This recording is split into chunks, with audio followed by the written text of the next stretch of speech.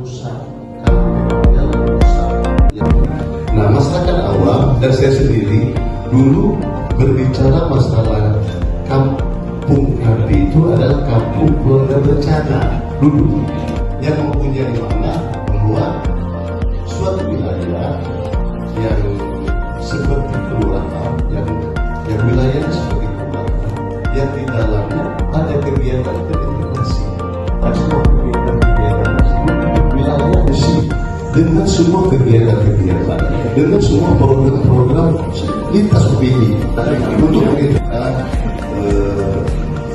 meningkatkan aplikasi emas gerakan masyarakat hidup sehat dan bersehat.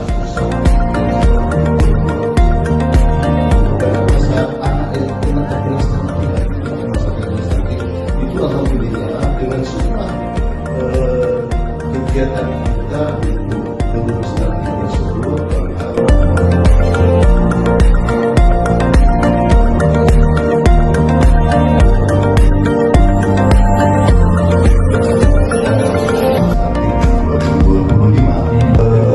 Sudah sangat menurun, kita laksanakan sekali lagi dengan seluruh opini kami, karena penurunan angka stunting kita memang luar biasa dari Partai Kesat untuk seluruh masyarakat Kota Palembang dalam penurunan angka stunting Kota Palembang.